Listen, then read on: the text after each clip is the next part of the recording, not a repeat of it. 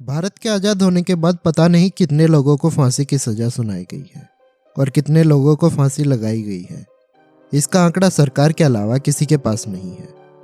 पर आज तक आज़ाद भारत के इतिहास में 4 महिलाओं को ही फांसी की सज़ा सुनाई गई है, जिनमें से एक शबनम अली है, जिसकी कहानी मैंने आपको पिछली वीडियो में सुनाई थी।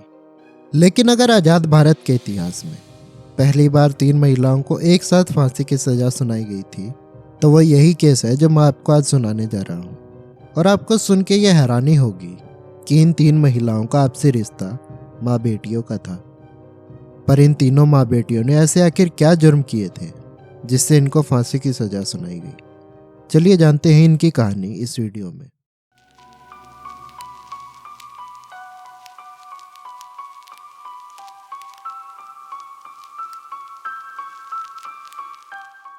कहानी की शुरुआत होती है महाराष्ट्र के कोल्हापुर से, जहां अंजना बाई नाम की एक महिला रहती थी। उसकी 2 शादियां हुई और दोनों शादियों से उसकी 2 बेटियां हुई। बड़ी बेटी रेणुका शिंदे अंजना बाई के पहले पति से हुई बेटी थी। जब रेणुका पैदा हुई उसके कुछ ही दिनों बाद अंजना बाई का पति, जो कि एक ट्रक ड्राइवर था, उसे छोड़कर चला गया। पहले पति के चले जाने के बाद अपना घर चलाने के लिए अंजना बाई ने एक रिटायर्ड सैनिक मोहन गवित से दूसरी शादी कर ली। इस शादी से भी अंजना बाई को एक बेटी हुई, सीमा गवित। पर सीमा के पैदा होते ही उसका दूसरा पति मोहन भी उन्हें छोड़कर चला गया। एक बार फिर से अंजना बाई सड़क पर आ गई, पर लेकिन इस बार उसके ऊपर 2 बेटियों की जिम्मेदारी थी। उसने अपना और अपनी बेटियों का पेट पालने के लिए मेहनत करने की बजाय गलत रास्ते को चुन लिया। वो चोरियां करने लगी और जेबें काटने लगी। उसने सबसे बड़ा अपराध तो तब किया जब उसने इस गलत धंधे में अपनी दोनों बेटियों को भी धकेल दिया। अब वे दोनों भी अपनी माँ के साथ चोरियां करने लगी थी। इनकी चोरियों के अड्डे होते थे भीड़ भाड़ वाली जगहें, जैसे कि रेलवे स्टेशन या बस स्टैंड या फिर कोई मंदिर। ऐसे ही ये तीनों माँ बेटियां एक बार चोरी के इरादे से निकली थी। तभी एक बस्ती में जाके उन्होंने एक गरीब परिवार के 18 महीने के बच्चे को उठा लिया। इसके बाद वे इस बच्चे के साथ एक मंदिर में पहुंच गई।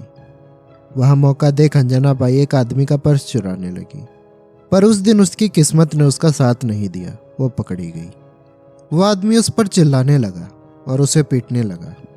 ये देख वहां पर लोगों की भीड़ जमा हो गई। लोग पुलिस को बुलाने की बात कहने लगे। तब अंजना बाई का दिमाग चला और चुराए हुए बच्चे को गोद में लेकर रोने लगी और उसने बच्चे को जमीन पर फेंक दिया। बच्चे की ऐसी हालत को देख लोगों को उस पर दया आ गई। लोगों ने बच्चे को वापस उसकी गोद में दे दिया और वहां से जाने को कहा। वो बच्चे को लेकर वहां से निकल गई और उसके पीछे पीछे दोनों बेटियां भी निकल ली। जमीन पर फेंकने की वजह से बच्चे के सिर से खून बहने लगा था और बच्चा जोर जोर से रो रहा था। पर इस बात का उन तीनों माँ बेटियों पर कुछ असर नहीं पड़ा, बल्कि वे तीनों बच्चे के रोने की वजह से डर गई थी कि अगर किसी ने बच्चे को ऐसी हालत में रोते हुए देख लिया तो कोई उनकी पुलिस में खबर दे देगा। इस बच्चे से छुटकारा पाने के लिए उन्होंने एक सुनसान जगह देखी। वहीं एक बिजली का खंभा भी था। अंजना बाई ने बच्चे को दोनों पैरों से पकड़ा और उसे हवा में झुलाते हुए बिजली के खंभे में उसका सिर दे मारा और तब तक मारती रही जब तक बच्चा मर नहीं गया। और वहीं कोने में पड़े कूड़े में छिपा दिया और वहां से भाग निकली। इस बच्चे वाले पूरे कांड के बाद उन्हें एक नया आइडिया मिल गया था। उन्हें लगा अगर उनके साथ कोई बच्चा होगा तो वो पकड़े जाने पर लोगों से आसानी से बच सकती हैं।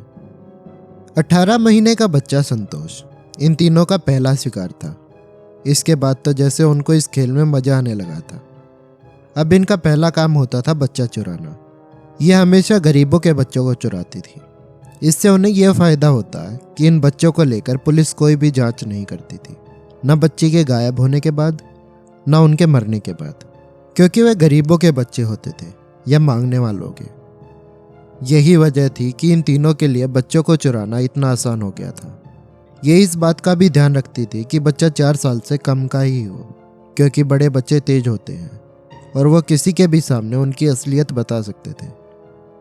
तो अब वे तीनों पहले बच्चे को चुराती और फिर चोरी करने निकल जाती, और अगर चोरी करते हुए पकड़ी जाती तो बच्चे को जमीन पर पटक देती और लोगों का ध्यान चोरी से हटाकर पिटने से बच जाती और वहां से निकल लेती।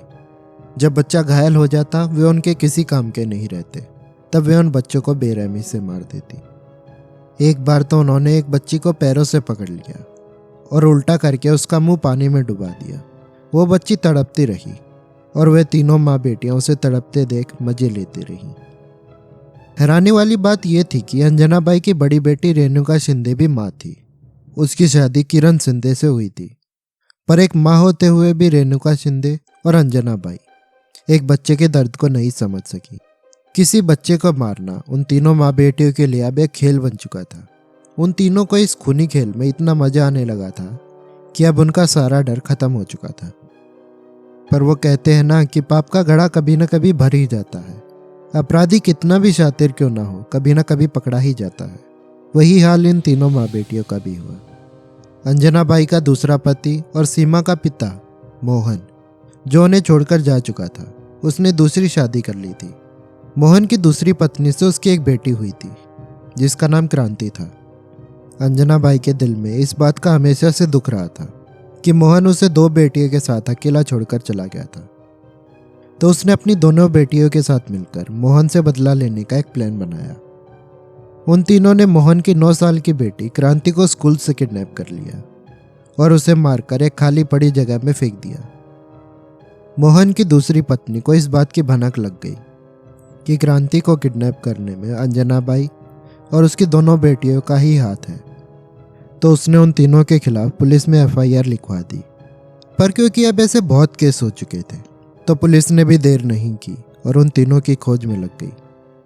पुलिस ने सबसे पहले रेणुका के पति किरण शिंदे को गिरफ्तार किया और जैसे ही किरण पकड़ा गया, उसने दोनों बहनें सीमा और रेणुका को भी पकड़वा दिया। पुलिस ने उन दोनों बहनों से मोहन की बेटी क्रांति के बारे में पूछा। पहले तो उन दोनों ने साफ मना कर दिया, पर पुलिस ने जब सख्ती दिखाई वे दोनों टूट गई और सब बता दिया कि ऐसा उन्होंने उनकी माँ के कहने पर किया था। रेणुका और सीमा के जरिए अब पुलिस ने अंजना बाई को भी पकड़ लिया था। उससे भी पूछताछ की गई और उसने भी क्रांति के कत्ल वाली बात कबूल कर ली। इस एक कत्ल की जांच ने अंजना बाई और उसकी दोनों बेटियों के पिछले सारे गुनाहों को भी सामने ला दिया। पुलिस के सामने इन तीनों के खिलाफ चोरी की कई शिकायतें सामने आ चुकी थी, पर पहले इन पर ध्यान नहीं दिया गया था। लेकिन सीधे छोटी मोटी चोरियों से एक बच्ची की हत्या करना, ये बात पुलिस को हजम नहीं हुई। तो पुलिस ने अंजना बाई के घर की तलाशी ली। वहां से उन्हें छोटे बच्चों के ढेर सारे कपड़े और खिलौने मिले। छोटे बच्चों के इतने सारे कपड़े और खिलौने मिलने से पुलिस को अब कुछ पुरानी बातें याद आने लगी थी, क्योंकि पिछले बीते समय में ऐसे छोटे बच्चों को किडनैप कर उनकी हत्या की गई थी। पुलिस ने अब उन सारे केसेस को एक बार फिर से खोल दिया और तीनों माँ बेटियों पर सख्ती दिखाकर पूछताछ की गई। तब तीनों ने एक एक करके अपने सारे राज उगल दिए। इन सारे गुनाहों में रेणुका का पति किरण शिंदे भी उनके साथ शामिल था। पुलिस ने जब किरण से इन कत्लों के बारे में पूछताछ की तो उसने बताया कि उसे इतना तो नहीं पता कि उसके जुड़ने से पहले उन्होंने कितने कत्ल किए थे, पर रेणुका एक बार घर पर अपनी उंगलियों पर गिनती कर रही थी कि उन तीनों माँ बेटियों ने 1990 से लेकर अब तक 42 बच्चों का कत्ल किया है। पुलिस ने अब इन चारों को कोर्ट में पेश किया, जहां रेणुका का पति किरण शिंदे अपनी सजा से बचने के लिए सरकारी गवाह बन गया और उसने उन तीनों माँ बेटियों के खिलाफ बयान दिए। आगे की जांच में यह पता चला कि ये तीनों माँ बेटियां ना सिर्फ कोल्हापुर बल्कि नासिक, पुणे, कल्याण और यहाँ तक कि गुजरात जाकर भी बच्चे चुराया करती थी। क्योंकि केस अब इतना पुराना हो गया था कि आधे बच्चों की तो बॉडीज भी नहीं मिल पाई या पीछे पुलिस के द्वारा अच्छे से जांच नहीं हो पाई थी। इसलिए कोर्ट में बस 13 किडनैपिंग और 9 बच्चों के कत्ल में ही इनकी भागीदारी साबित हो पाई। क्योंकि केस अभी कोर्ट में चल रहा था तो उन्हें जेल में डाल दिया गया, जहां साल 1997 में 50 साल की उम्र में अंजना बाई को दिल का दौरा पड़ने से उसकी मौत हो गई। 29 जून 2001 में कोल्हापुर के कोर्ट ने रेणुका शिंदे और सीमा को फांसी की सजा सुनाई। इसके 3 साल बाद 9 सितंबर 2004 को बॉम्बे हाई कोर्ट ने भी उनकी फांसी की सजा को बरकरार रखा। 31 अगस्त 2006 को ये केस सुप्रीम कोर्ट गया तो सुप्रीम कोर्ट ने भी हाई कोर्ट के फैसले को बरकरार रखा और उनकी फांसी की सजा नहीं बदली। इसके बाद 14 अगस्त 2014 को दोनों बहनों ने राष्ट्रपति से रहम की अपील की। उस वक्त प्रणब मुखर्जी भारत के राष्ट्रपति थे। उन्होंने भी उन दोनों बहनों पर दया ना दिखाते हुए उनकी अपील खारिज कर दी। साल 2021 आया, पर इन दोनों बहनों को फांसी पर नहीं चढ़ाया गया। तो इन दोनों बहनों ने एक बार फिर बॉम्बे हाई कोर्ट में अपील की अर्जी दी, जिसमें उन्होंने कहा कि उन्हें फांसी की सजा सुनाए सालों बीत गए हैं, पर उन्हें फांसी नहीं दी गई है और वे हर दिन फांसी के फंदे के इंतजार में जी रही हैं और मर रही हैं। इसलिए हमारे साथ रियायत बरती जाए और फांसी की सजा के बदले उम्र कैद दी जाए। 18 जनवरी 2022 को बॉम्बे हाई कोर्ट ने दोनों बहनों की अपील को स्वीकार कर लिया और दोनों की फांसी की सजा को बदलकर उम्र कैद कर दी। फिलहाल रेणुका शिंदे और सीमा दोनों बहनें पुणे की यरवदा जेल में कैद हैं और अपनी सजा काट रही हैं। इन तीनों माँ बेटियों की कहानी पर एक मूवी भी बनाई गई है जिसका नाम पोशंपा है, जिसको आप G5 पर देख सकते हो। आज की वीडियो के लिए बस इतना ही। मिलते हैं एक नई वीडियो के साथ। कहानी कैसी लगी कमेंट करके ज़रूर बताएं। वीडियो को लाइक और शेयर करें और अगर चैनल को सब्सक्राइब नहीं किया तो प्लीज़ सब्सक्राइब ज़रूर कीजिए। Thank you.